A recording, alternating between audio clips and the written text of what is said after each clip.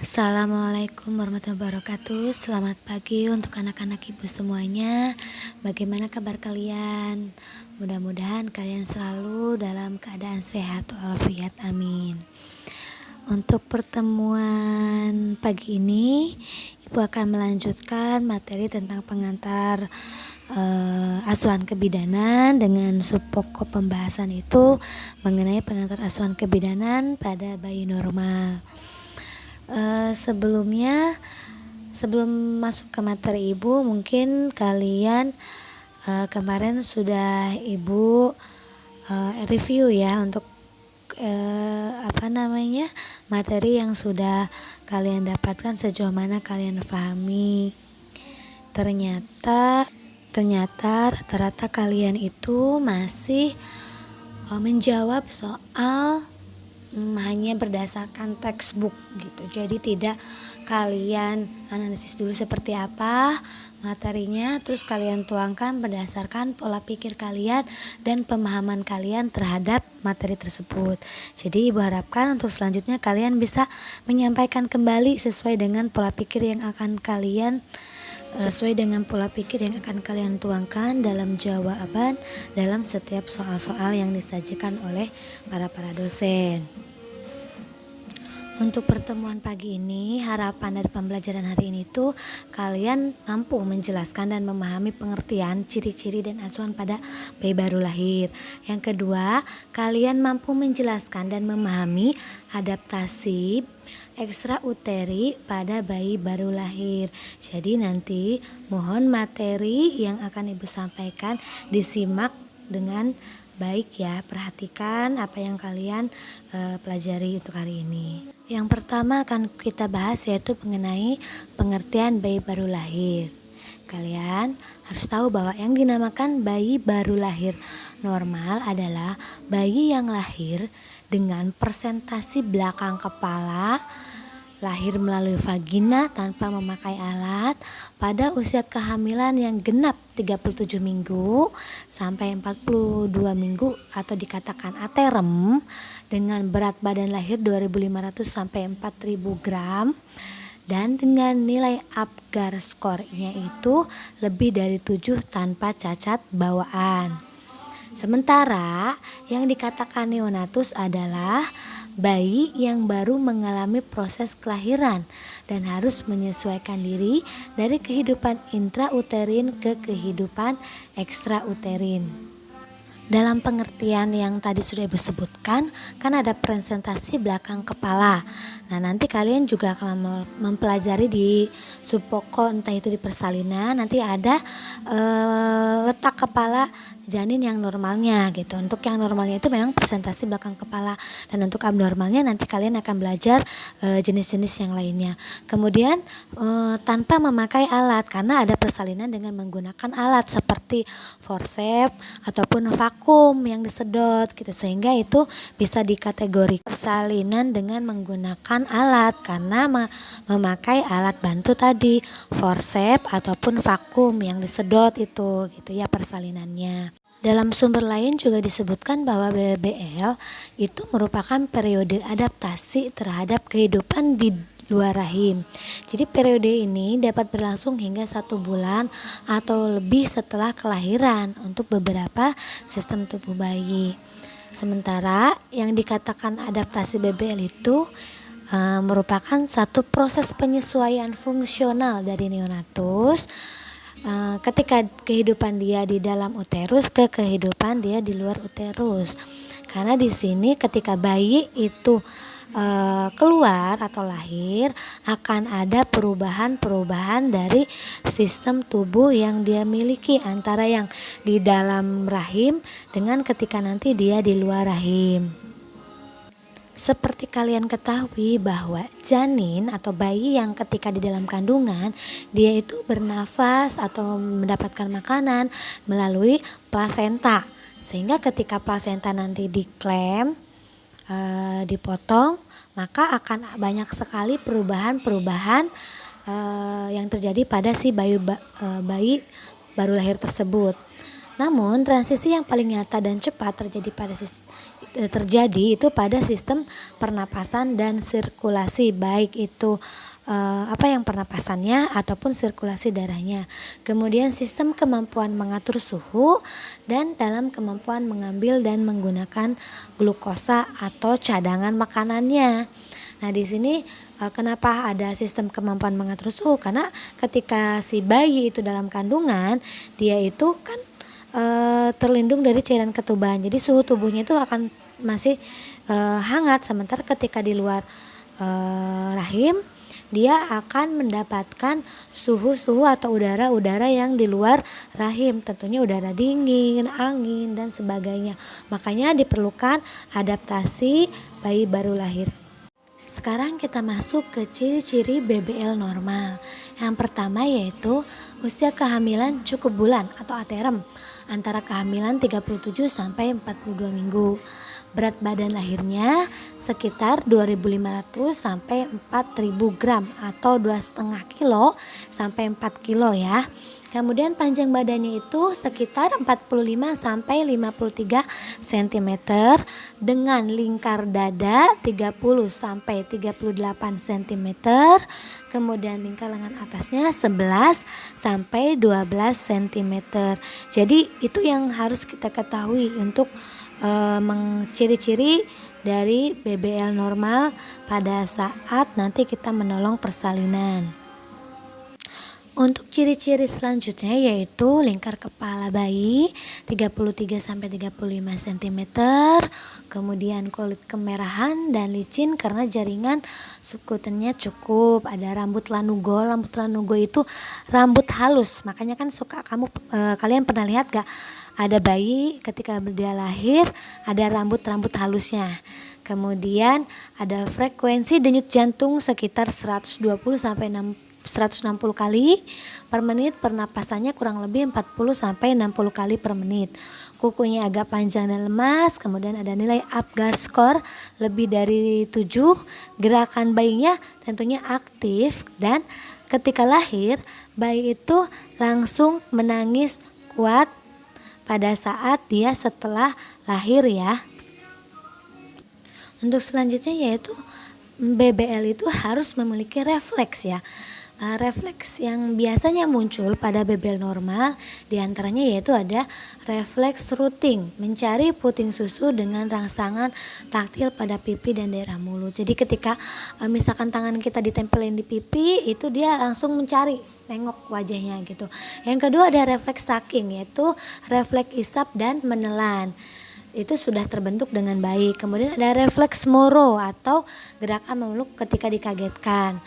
Kemudian sudah terbentuk juga refleks grasping atau menggenggam sudah baik. Makanya ketika tangan kalian ditempelkan ke tangan bayi itu langsung suka menggenggam si bayi tersebut ya tangannya. Yang selanjutnya yaitu dari genitalia atau kelamin sudah terbentuk dengan sempurna. Pada laki-laki misalkan testis sudah turun, skrotum dan penis berlubang. Kemudian pada perempuan vagina dan uretra yang berlubang serta labia mayora itu sudah menutupi labia minora. Itu yang dikatakan ciri-ciri BBL yang normal. Kemudian hepar atau hati dapat dipalpasi kira-kira 1 cm di bawah margin pinggir kosta tuh tulang rusuk di sebelah kanan. Eliminasi dari BBL itu atau pengeluaran ya baik BAB-nya, BAK-nya itu normal. Untuk BAB itu nanti akan keluar mekonium atau yang hitam-hitam, itu harus keluar dalam 24 jam pertama ya. Kemudian kalau untuk BAK-nya itu sekitar 20 sampai 30 ml per hari. Jadi lebih harus sudah keluar dalam 24 jam baik BAK ataupun BAB dari si BBL tersebut. Sekarang kita masuk ke asuhan pada BBL. Asuhan segera pada BBL itu merupakan asuhan yang diberikan pada bayi tersebut selama jam pertama setelah kelahiran atau jam pertama kehidupannya. Sebagian besar bayi yang baru lahir itu akan menunjukkan untuk usaha bernapas secara spontan setelah lahir, ataupun ada sedikit bantuan misalkan rangsangan taktil atau ada gangguan yang lainnya, dan itu harus kita berikan asuhan.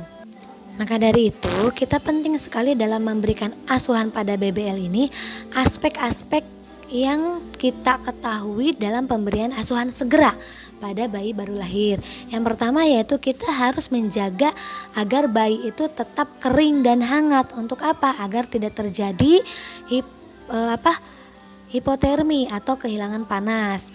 Kemudian usahakan adanya kontak kulit bayi dengan kulit ibu sesegera mungkin, misalnya dengan kita melakukan IMD atau inisiasi menyusui dini. Kemudian segera ketika bayi lahir itu lakukan penilaian awal dengan cara kita melihat apakah bayi itu ketika lahir menangis kuat atau tidak. Kemudian yang kedua, warna kulitnya kemerahan atau kebiruan, serta gerakan ototnya aktif atau tidak. Itu yang perlu kita lihat pada saat bayi ketika lahir. Kenapa kita harus memberikan asuhan pada bayi baru lahir? Karena berdasarkan dari penelitian 50% kematian bayi atau neonatus itu terjadi dalam periode neonatalnya, yaitu dalam bulan-bulan pertama kehidupan. Kurang baiknya penanganan pada bayi baru lahir ini akan menyebabkan kelainan-kelainan yang dapat mengakibatkan cacat seumur hidup. Oleh karena itu, kita perlu sekali memberikan asuhan pada bayi baru lahir. Tujuan dari pemberian asuhan ini, yang pertama, kita mampu untuk melakukan pencegahan kehilangan panas seperti mengeringkan bayi baru lahir, kemudian melepaskan handuk yang basah, mendorong kontak kulit dengan ibu dan bayi, kemudian membedong bayi dengan handuk yang kering. Selanjutnya membersihkan jalan napas, jadi dibersihkan dari mulutnya, kemudian hidungnya, kemudian melakukan pemotongan tali pusat. Jadi kita ketika bayi lahir itu benar-benar harus menghindarkan bayi tersebut dari kemungkinan-kemungkinan fatal yang akan menghambat si bayi tersebut untuk mampu beradaptasi dari kehidupan yang di dalam rahim ke kehidupan yang ada di luar rahim. Asuhan pada bayi juga bertujuan untuk mengidentifikasi bayi agar bayi itu bisa mendapatkan identitas. Misalkan jam lahirnya jam berapa, berat badannya berapa, lahirnya di mana. Itu untuk selanjutnya bayi mendapatkan identitas berikutnya, misalkan nama, kemudian akte kelahiran dan lain sebagainya. Yang kedua, yang selanjutnya yaitu pengkajian kondisi bayi seperti pada menit pertama dan menit kelima setelah bayi lahir. Itu melihat kondisi umum bayi dilakukan dengan menggunakan penilaian awal yang tadi Ibu sampaikan, bahwa melihat apakah bayi itu menangis atau tidak pada saat lahir, warna kulit bagaimana, gerakannya bagaimana, itu penilaian awal. Selanjutnya dipantau dengan menggunakan Apgar Score. Itu untuk pemantauan di menit pertama, kemudian di menit kelima, ataupun kalau bila mana ada kegawatan bisa dilanjutkan ke menit-menit berikutnya. Nanti untuk Apgar Score akan kita pelajari di pertemuan berikutnya. Ini merupakan tujuan yang harus kalian ketahui kenapa kita harus memberikan asuhan pada bayi baru lahir ya. Nanti mohon dipahami. Kita mulai masuk ke adaptasi ekstrauterin pada bayi baru lahir. Jadi bagaimana bayi beradaptasi dari intrauteri ke ekstrauteri, kita akan bahas dari sekarang ya. Mohon disimak secara seksama. Periode jam pertama kehidupan di luar rahim merupakan salah satu siklus kehidupan dari bayi tersebut. Pada saat bayi yang dilakukan beralih ketergantungan pada ibu menuju kemandirian secara fisiologi, sehingga proses tersebut itu merupakan proses yang kompleks, dikenal sebagai periode transisi yang memerlukan adaptasi. Adaptasi BBL di sini merupakan proses penyesuaian fungsional dari neonatus dari kehidupan di dalam uterus ke kehidupan di luar uterus. Oleh karena itu di sini bayi benar-benar sangat melakukan proses perubahan tersebut secara mandiri. Fisiologisnya seperti apa? Mari kita simak ya. Ketika bayi melakukan adaptasi, itu ada faktor-faktor juga yang akan memungkinkan mempengaruhi adaptasi bayi setelah lahir. Yang pertama yaitu riwayat antepartum atau pada saat ANC-nya ya. Misalnya terpapar zat toksik atau zat beracun. Kemudian sikap ibu terhadap kehamilannya dan pengalaman pengasuhan bayi, misalkan itu anak pertama belum tahu apa-apa sehingga dia juga kurang memperhatikan kehamilannya, itu akan mempengaruhi nanti ketika si bayi itu lahir. Yang kedua riwayat intrapartum pada saat proses persalinannya ya, misalkan contohnya lama persalinan, kalau ibunya tuh pada saat proses persalinannya lama sehingga ketika pas bayi lahir pun ada kemungkinan bayi itu akan mengalami gangguan. Kemudian ada kapasitas fisiologi bayi baru lahir untuk melakukan transisi dari kehidupan intrauteri atau dalam rahim ke kehidupan di luar lahir.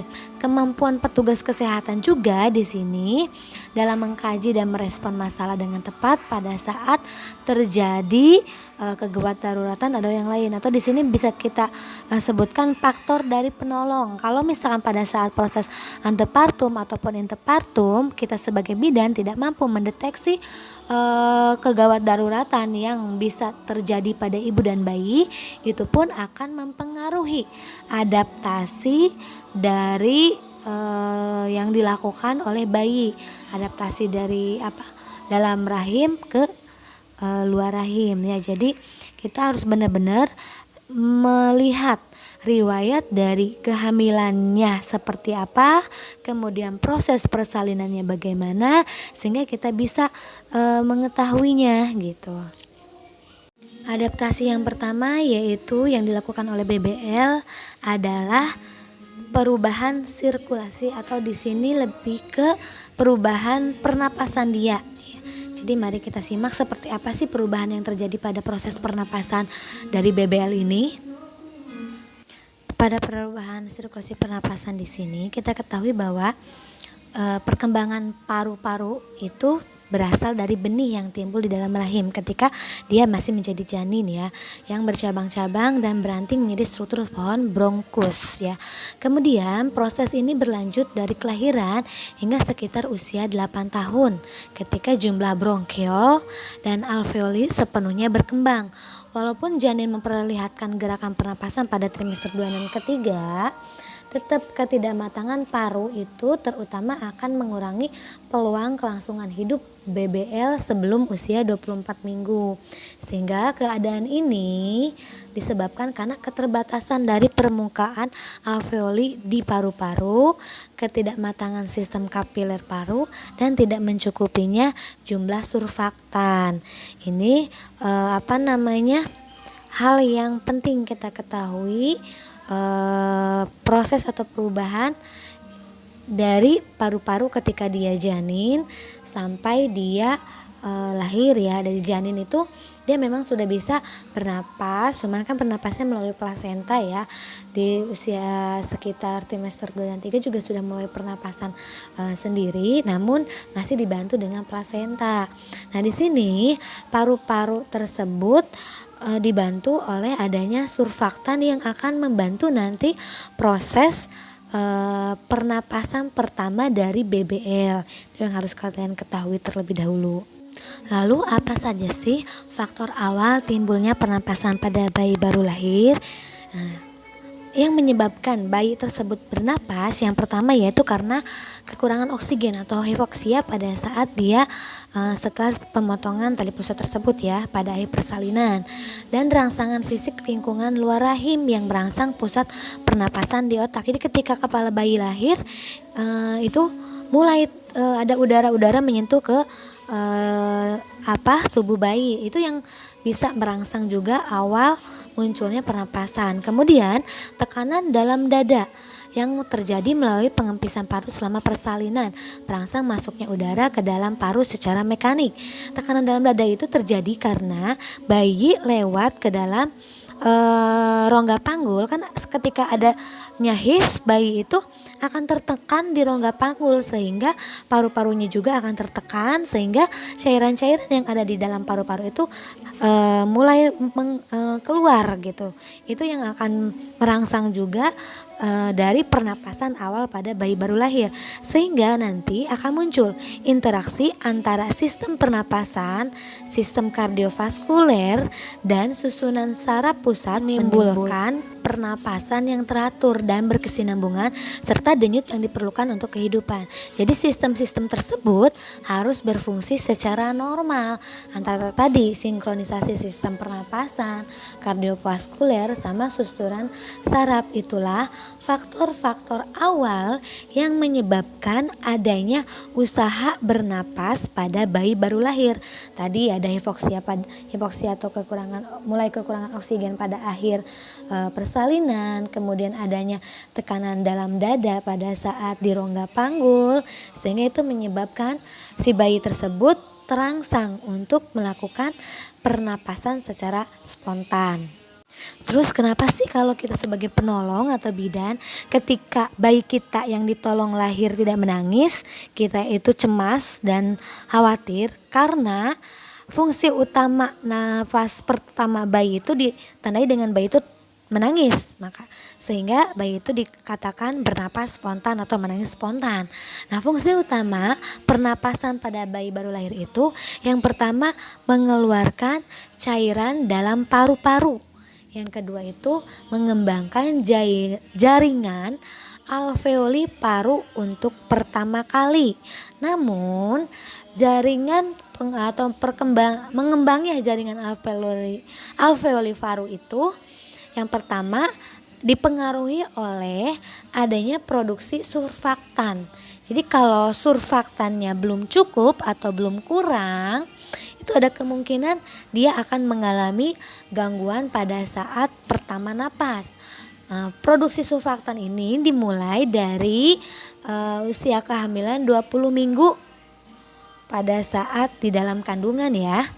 Kemudian jumlah surfaktan ini akan meningkat sampai usia kehamilan 30 sampai 34 minggu atau sampai dengan 36 minggu.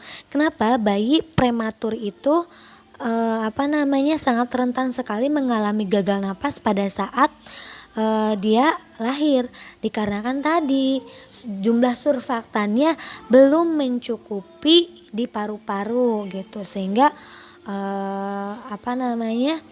sangat riskan sekali ketika menolong bayi yang prematur. Kenapa bayi prematur itu harus bersalin di rumah sakit? Karena tadi dikhawatirkan dia ketika lahir mengalami gagal nafas yang diakibatkan salah satunya produksi surfaktan itu masih belum cukup.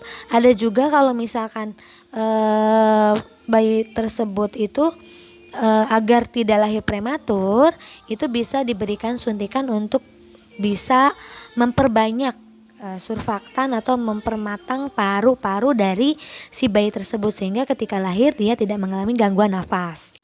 Kenapa di sini peran surfaktan ini sangat penting? Karena surfaktan itu mengurangi tekanan permukaan dan membantu menstabilkan dinding alveoli paru, sehingga paru tersebut tidak kolaps pada akhir persalinan.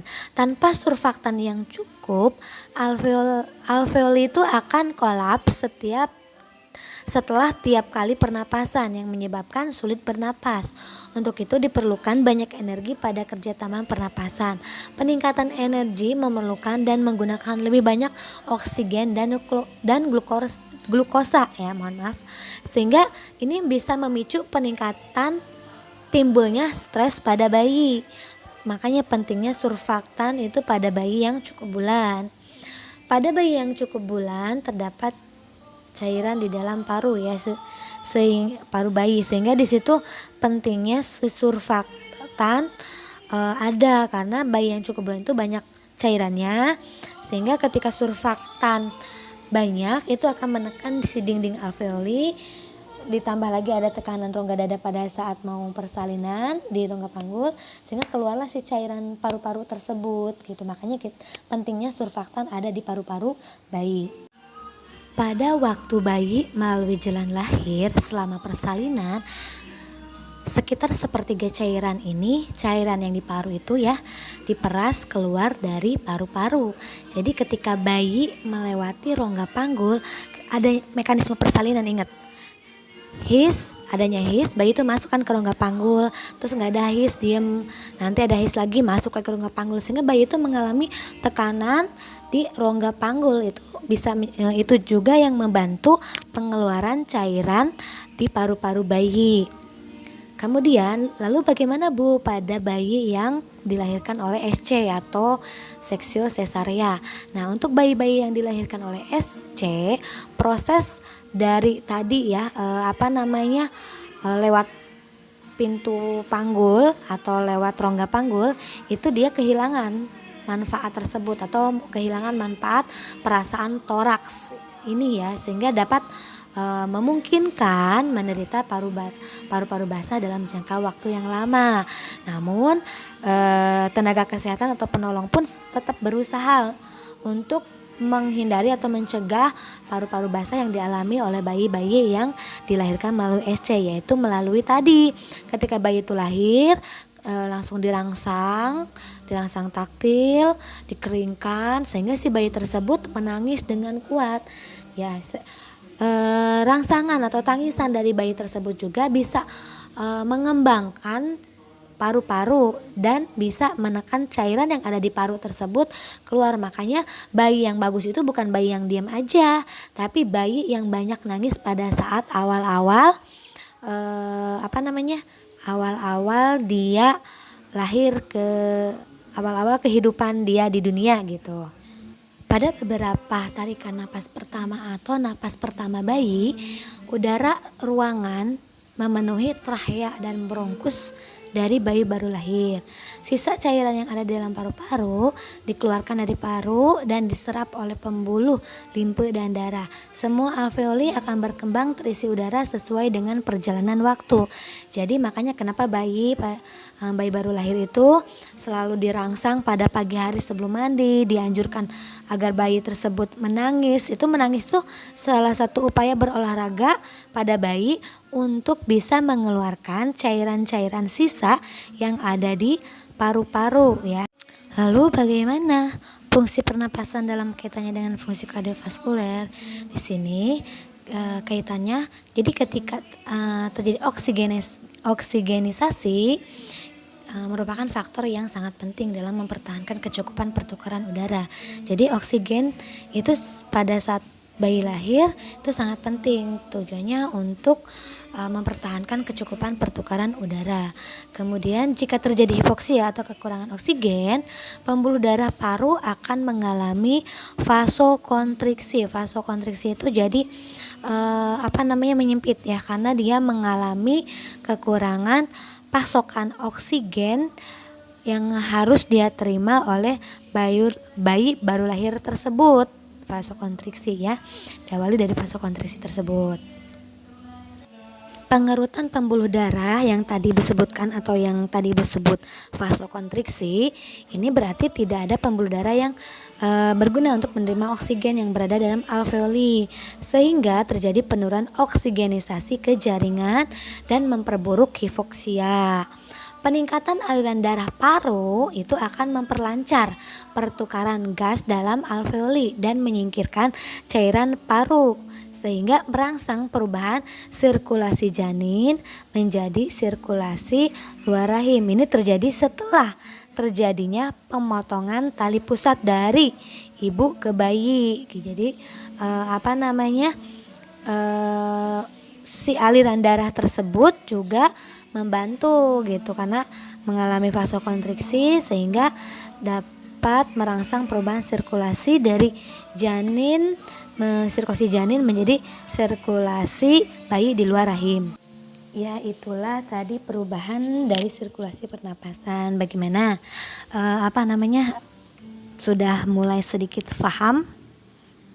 Ya, mudah-mudahan nanti pahamnya masih sedikit ya, sehingga jadi nanti kalian merangsang untuk bisa bertanya, merangsang untuk mempelajari kembali apa yang tidak kalian mengerti gitu ya. Sekarang kita masuk ke perubahan sirkulasi darah pada bayi baru lahir. Tidak jauh berbeda dengan tadi kita menjelaskan terkait dengan perubahan sistem pernapasan. Perubahan sirkulasi darah pun terjadi ketika sudah adanya pemotongan tali pusat antara ibu dengan bayi ya, sudah tidak ada kaitannya dengan plasenta, maka akan terjadi perubahan sirkulasi darah juga. Setelah lahir, darah bayi baru lahir harus melewati paru untuk mengambil oksigen dan mengadakan sirkulasi melalui tubuh guna mengantarkan oksigen ke jaringan. Untuk menyelenggarakan sirkulasi terbaik mendukung kehidupan luar rahim, itu harus terjadi 2 kejadian penting nih. Yang pertama, penutupan foramen ovale jantung. Yang kedua, penutupan ductus arteriosus antara arteri paru dan aorta. Coba kalian ingat-ingat mengapa kemarin ibu bertanya bagaimana sirkulasi darah janin. Ini sangat penting karena di sirkulasi darah janin itu ada yang namanya foramen ovale, ductus arteriosus ya, yang memang itu hanya ada di sirkulasi peredaran darah janin. Tapi ketika si janin tersebut lahir jadi bayi, kejadian penting itu yang penutupan foramen ovale dan ductus itu akan menghilang. Makanya kita penting harus tahu sirkulasi darah janin terlebih dahulu. 2 peristiwa penting yang tadi, penutupan foramen ovale, kemudian dan penutupan ductus arteriosus dari arteri paru ke aorta, itu mengubah tekanan dalam sistem pembuluh darah. Itu ketika pada saat tali pusat dipotong, resistensi pembuluh darah sistemik itu meningkat dan tekanan atrium kanan menurun. Karena tekanan atrium kanan menurun itu disebabkan karena berkurangnya aliran darah dari atrium kanan sehingga mengurangi volume dan tekanannya. Kedua kejadian ini membantu darah dengan kandungan oksigen sedikit mengalir ke paru untuk menjalani proses oksigenisasi ulang ya. Itu disebabkan karena adanya pernapasan pertama menurunkan retensi pembuluh paru dan meningkatkan tekanan atrium kanan. Kemudian oksigen pada pernapasan pertama ini menimbulkan relaksasi dan terbentuknya sistem pembuluh paru atau menurunkan retensi pembuluh paru. Ini akan meningkatkan sirkulasi darah ke paru sehingga terjadi peningkatan volume darah pada atrium kanan dari bayi baru lahir. Kemudian karena adanya peningkatan tekanan pada atrium kanan dan penurunan tekanan pada atrium kiri, sehingga itu bisa menyebabkan foramen ovale akan menutup secara langsung. Dengan pernapasan yang kadar oksigen darah itu akan meningkat. Karena adanya pernapasan, kadar oksigen darah meningkat, sehingga itu akan menyebabkan ductus arteriosus mengalami konstriksi sehingga ductus tersebut akan menutup. Lalu vena umbilicus, ductus arteriosus dan arteri hipogastrika tali pusat menutup secara fungsi dalam beberapa menit setelah lahir dan tali pusat diklem. Penutupan anatomi jaringan fibrosa pada umbilikus itu berlangsung 2-3 bulan. Jadi ketika tali pusat itu sudah diklem kemudian digunting, itu akan secara tidak langsung vena umbilikus itu, ductus arteriosus dan arteri hipogastrika secara fungsinya akan menutup. Dan penutupan tersebut akan berjalan dengan baik atau dengan memiliki hasil maksimal dengan jangka waktu 2 sampai 3 bulan setelah pemotongan atau setelah bayi lahir ya. Jadi itu yang bisa Ibu jelaskan terkait dengan sirkulasi darah dari bayi baru lahir. Pokoknya poin pentingnya itu adalah penutupan foramen ovale dan penutupan ductus arteriosus. Nah, nanti kalian silakan baca kembali, simak pernyataan Ibu dan modul yang akan Ibu berikan nanti bagaimana si foramen ovale itu menutup. Baik, sekarang kita masuk ke yang ketiga ya, perubahan suhu atau sirkulasi perubahan suhu atau termoregulasi yang terjadi pada bayi baru lahir. Karena tadi proses-proses perubahan bayi tersebut dapat mempengaruhi salah satunya tadi suhu gitu. Makanya kita akan belajar seperti apa sih proses termoregulasi pada bayi baru lahir. Oke, silakan disimak, nanti dipahami, dimengerti, dan bila mana ada penjelasan Ibu yang masih kurang kalian pahami, nanti tinggal dicatat dan kita diskusi untuk pengajuan pertanyaan ya. Pada bayi baru lahir itu dia belum dapat mengatur suhu, sehingga untuk bayi yang baru lahir ini ada kemungkinan dia mengalami stres dengan adanya perubahan lingkungan, karena ketika dia bayi lahir terus tersentuh oleh udara dingin, dan itu bisa memungkinkan bayi tersebut mengalami stres. Jadi saat bayi dilahirkan dan berada di ruang persalinan berbeda ya suhunya dengan pada saat dia di dalam kandungan, itu yang menyebabkan bayi mengalami stres pada perubahan suhu. Poin penting pada termoregulasi ini, kita harus tahu bahwa neonatus itu dapat menghasilkan panas dengan 3 cara, yaitu menggigil, aktivitas otot yang volunter atau dengan gerakan, dan termogenesis atau produksi panas tubuh tanpa menggigil. Ketiga cara tersebut yang paling efektif dalam peningkatan suhu tubuh dengan termogenesis.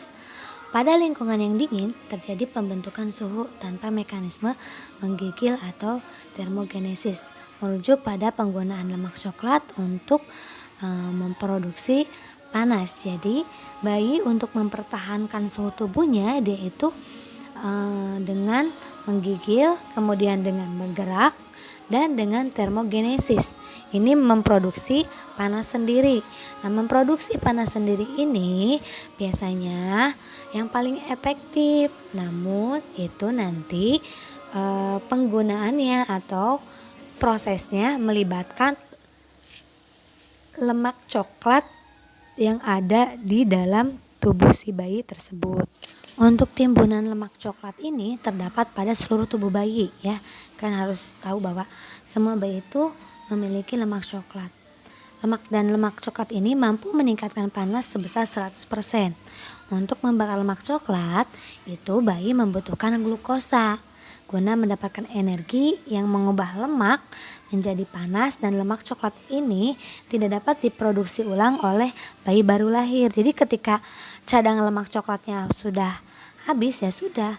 Sementara cadangan lemak coklat ini akan habis dalam waktu singkat disebabkan karena stres dingin. Semakin lama usia kehamilan atau aterm atau tidaknya kehamilan bayi tersebut, semakin banyak juga persediaan lemak coklat pada bayi.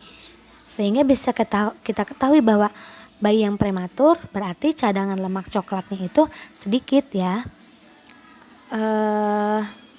Pada bayi yang tadi prematur atau lahir kurang bulan dan lewat bulan, hambatan pertumbuhan dalam rahim atau yang kita sebut dengan IUGR dan stres janin merupakan risiko utama ya selain tadi IUGR.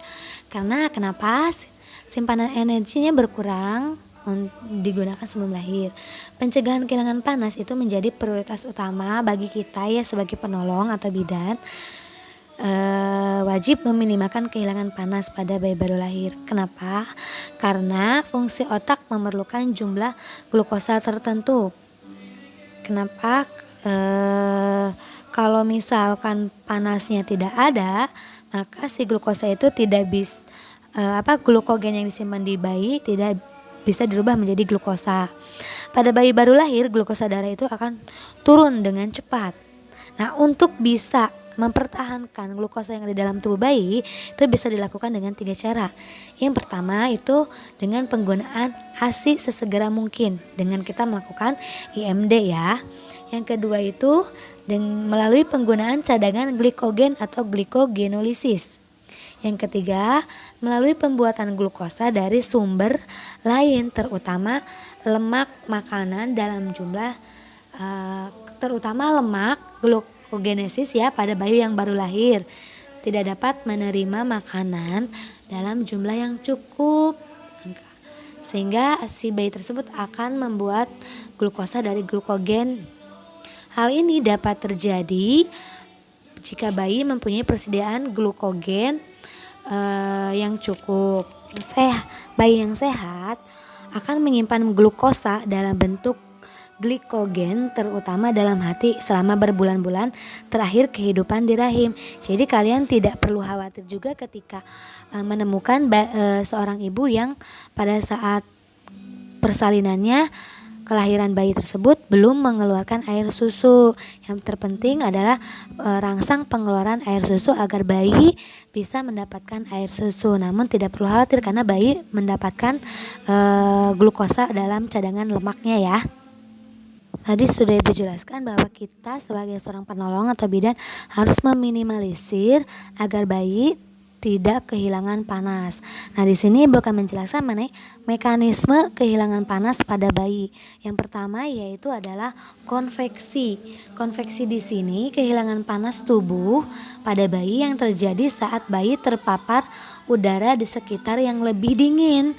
Bayi yang dilahirkan atau ditempatkan dalam ruangan yang dingin akan cepat mengalami kehilangan panas. Kehilangan panas juga terjadi jika adanya konveksi aliran udara dari kipas angin, hembusan udara melalui ventilasi atau pendingin ruangan. Contohnya misalkan membiarkan bayi ditempatkan di dekat jendela atau membiarkan bayi ada di ruangan yang terpasang kipas angin langsung, itu akan menyebabkan terjadinya konveksi. Mekanisme kehilangan panas yang kedua yaitu konduksi. Konduksi merupakan kehilangan panas tubuh melalui kontak langsung antara tubuh bayi dengan permukaan yang dingin, misal meja, tempat tidur, atau timbangan yang temperaturnya lebih rendah dari tubuh bayi, sehingga akan menyerap panas tubuh bayi melalui mekanisme konduksi. Contohnya, kita menimbang bayi tanpa alas timbangan, kemudian kita pada saat memegang bayi, tangan penolong itu masih dalam keadaan dingin sehingga temperatur dari tadi timbangan bayi atau tangan penolong itu lebih rendah dari panas bayi, sehingga tadi kita itu akan menyerap panas yang ada di tubuh bayi. Itu adalah proses mekanisme dari konduksi, mekanisme kehilangan panas yang terjadi akibat dari konduksi. Mekanisme kehilangan panas selanjutnya yaitu adalah radiasi, di mana radiasi itu merupakan kehilangan panas yang terjadi karena bayi ditempatkan di dekat benda-benda yang mempunyai suhu tubuh lebih rendah dari suhu tubuh bayi. Bayi biasanya kehilangan panas dengan cara ini karena benda-benda tersebut menyerap radiasi panas tubuh bayi walaupun tidak bersentuhan secara langsung. Panas dipancarkan dari bayi baru lahir keluar tubuhnya ke lingkungan yang lebih dingin. Jadi pemindahan panas antara dua objek yang mempunyai suhu berbeda. Contohnya bila bayi dibiarkan dalam ruangan ber-AC, jadi langsung bayi itu ditempatkan di bawah AC langsung. Kemudian atau bayi yang dibiarkan dalam keadaan telanjang, jadi nggak dibedong, kemudian nggak dikasih baju, jadi dibiarkan telanjang seperti itu. Dan yang terakhir yaitu evaporasi, di mana evaporasi itu jalan utama bayi kehilangan panas. Jika saat bayi lahir tubuh bayi tidak segera dikeringkan, dapat terjadi kehilangan panas tubuh bayi sendiri. Kehilangan panas juga terjadi pada bayi yang terlalu cepat dimandikan dan tubuhnya tidak segera dikeringkan dan diselimuti, sehingga bisa menyebabkan evaporasi. Jadi ketika bayi lahir itu harus segera dikeringkan dengan handuk yang kering, agar mencegah evaporasi. Dan kita juga tidak boleh melakukan atau memandikan bayi langsung setelah bayi tersebut lahir. Kalau terjadi maka evaporasi tidak bisa dihindari. Ya, itu penjelasan dari Ibu. Jadi nanti tinggal disimak baik-baik. Sekali lagi tetap jaga kesehatan. Ibu akhiri, Assalamualaikum warahmatullahi wabarakatuh.